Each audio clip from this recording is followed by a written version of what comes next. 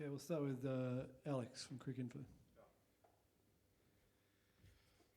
How's the last couple of days gone after the performance down in Hobart? What have you sort of spoken about? What's been addressed? Yeah, I was just saying earlier, it's we just really focus on the way we've played over the last 4 to 6 months, not necessarily just the last week. We've got a couple of performance indicators that revolves around the way we operate, not necessarily just around the outcome. And I guess for the next 2 weeks, that's a key focus for us, is really being clear on what that looks like and what's worked for us over a period of time to play some good cricket. And hopefully, if we can consistently do that, some of those end results will turn our way. No doubt you would have done a lot of planning coming into this tournament, and a lot of teams had probably looked at a lot of the data around playing T20 cricket in Australia, but the surfaces have provided a different challenge given the time of year it is. Did you watch the India-Pakistan game the other night? This MCG pitch played differently to what it normally does in the BBL. Have you got any thoughts on how you're going to need to adjust on this wicket, particularly against an attack that features guys who can swing the ball and someone who's got 150 Ks in the bag?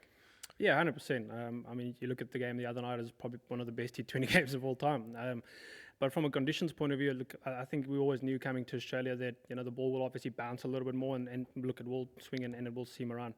So again, it's not necessarily focusing too much on that. We understand that and we've made that part of our preparation.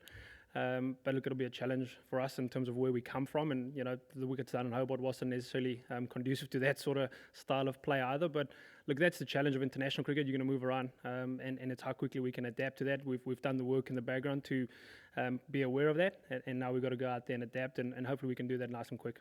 Does it change the way you want to structure the innings? I know Paul's obviously wanted to be super aggressive up front, but it's looked like so far in the tournament that sort of getting your way through the power play and almost leaving wickets in hand has been a better strategy as opposed to trying to attack up front, given how much the ball has moved. Has that made any difference in your planning at all? No, not necessarily. I guess if you look at T20 cricket, especially in Australia, the power play is important, but the power play is not the be-all and end-all. It's sort of what happens in that middle block, and I guess it's scoring runs but not getting out in the power play, which then allows you to move through that middle block. And look, I think we all know that, and that's something that we're well aware of, and it's something that we've made part of our preparation, our planning, our training, and hopefully the guys can go out there and build those partnerships and give us a nice platform to then kick on from. Hi Heinrich, can I just ask how George Dockrell is? Is he back with the team, England with the team? Obviously, we had the update a couple of days ago. Yeah, look, he's been training on his own, and he's been following the protocols to make sure that he can still be ready to play, and obviously has been playing, but just in an isolated environment. But he's feeling as good as anything. He's just obviously got a couple of symptoms. It must be a bit strange, sort of having to keep your distance from one of your squad. How does that work in practice? Look, again, it's probably just a normal day in international sport. Something changes the whole time, and you got to adapt and you got to get on with it. In a perfect world, wouldn't happen. But look, it is what it is, and we've adapted around it, and we've made sure that we put measures in place to adequately prepare. And how do you assess your chances against England? Look, it's a nice challenge for us, and it's something we're really excited. I think I saw a stat this morning. We haven't played them in white ball cricket for a long period of time, so it'll be a nice challenge, and we know that they've got a couple of skill sets that'll be challenging, but I also think if you look at the way that we've played over a period of time, that we've shown that we've got a couple of guys that has put their names in lights, and that's the opportunity that we're looking forward to, and hopefully we can come out tomorrow night firing. Have you spoken about how you try to maybe not stop, but contain maybe Josh Butler and all the big hitters that England have? I'm pretty sure that everyone around the chaps is trying to figure out what that formula looks like. But look, I guess that's where the performance aspect comes in for us, and trying to be clear on what are some of those indicators for us. We've shown over periods of time, especially in that West Indies game, that we can execute certain plans, and we've done some real work in the background as a support staff to make sure that we get a clear understanding of what people's strengths are and where we can attack. So hopefully our bowlers can go out there and be clear in their own preparation. They all got their own strengths, and if they can play towards them and be clear around that, hopefully they execute well, and we can be on the good end of it. And obviously Mark Wood the other day, well into the 150s, consistently in the 150s. Have you guys faced that before? Is it something you've sort of like? I mean, you're not guaranteed to play, but is that something you've sort of talked about? And We looking haven't forward? necessarily spoken about it too much. I think everyone's well aware that he bowls quite quickly. I think one of the things we have spoken about is maybe taking one to the keeper, especially as the ball flies through to where the keeper will be standing. Look, I think it's we all know that it's not only him in this tournament that bowls at a rapid pace. There's quite a few guys who can bowl nice and quickly, and we haven't necessarily faced that, or we don't necessarily prepare for that on a day-to-day basis. But that's the challenge that's in front of us. And again, as an international side, we need to adapt. We need to be ahead of the game in terms of what's coming towards us, and hopefully we can through our preparation and our planning make sure that we go out there and execute.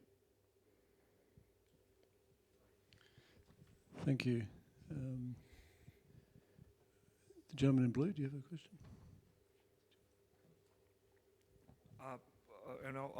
Everywhere there's been every time England and Ireland have played each other, there has been a sporting rivalry. I mean, across sports.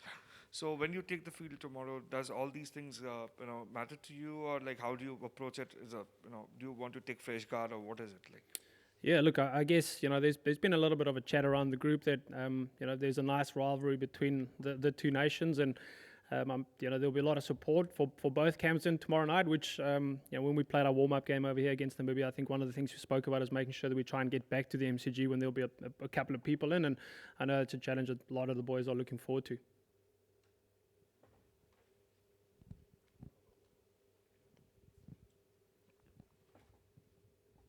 Back to David. Yeah, just picking up on what the gentleman said there. Has what happened in 2011 been discussed at all? Is in Bangalore or no? No, not really, to be honest. It's more, being where your feet's at this stage for us, and there's obviously a lot of water that's gone under the bridge in between now and then, and again, it's making sure that we understand, the situation, the conditions, the opposition, use that as a competitive advantage that we know that they know, that we know that they know. So at the end of the day, it's making sure that we go out there and play a certain brand of cricket that we can go back and put our performance indicators on. And hopefully, we can execute well on the day. And if we do that for periods of time, the results will be in our favour. It was in a different format, but most of this group have a memory of beating England. I think it was down at the Ageas Ball a couple of years ago in a one-day international. So is that sort of like a bit of an uplift, an uptick going into the match? Look, I guess, if you roll back to the start of the year, most of the squad played well against West Indies too, and we managed to play some good cricket a couple of days ago. So, look, those things always help, but at the end of the day, you still got to go out there and you got to play. It's bat versus ball, and it's the start of a new game. So, we'll approach it that way, and hopefully the preparation and the work we've done up until this point will be able to go out there and play some good constructive cricket. And if we do that again for periods of time, then hopefully the result will go our way. Okay, we'll move to Zoom. Nathan Johns. Nathan.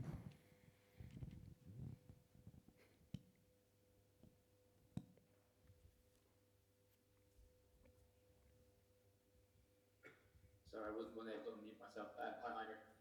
You mentioned there the importance of the middle overs. You had a lot of success against the West Indies. Let's call it middle loading your bowling, keeping Mark and Josh back a lot when bowling one over in power play and bringing them on in the middle overs. Is that something you think you can get away with tomorrow, considering how destructive England normally are in the power play with the bat? Well, look, I guess when you look at batting lineups and if people bat really deep, it's that understanding that you got to try and find an opportunity to take wickets, in the power play, but even more so in that middle block. Because if you don't take wickets, as we've seen, death becomes not just the last 4 overs, but could potentially be the last 6 to 8 overs. So, look, the matchup side of things always comes into it, and I think the way that Andrew has been using our bowlers has been really good in terms of making sure one, we've got the understanding of the matchup, but also two, the dimensions of the grounds, and being really clear around our plans around that.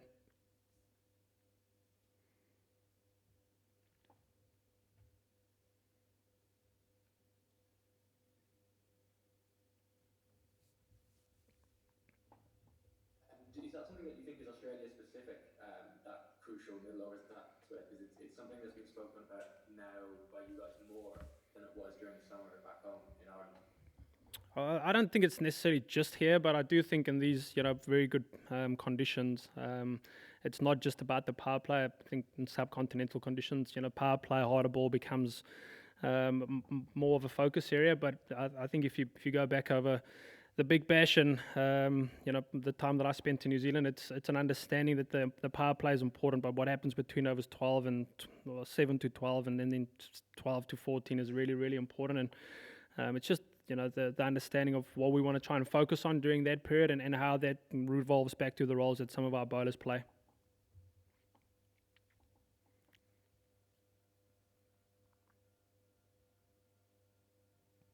Any more questions, Nathan? Okay, Bernard and Ian, would you have a question?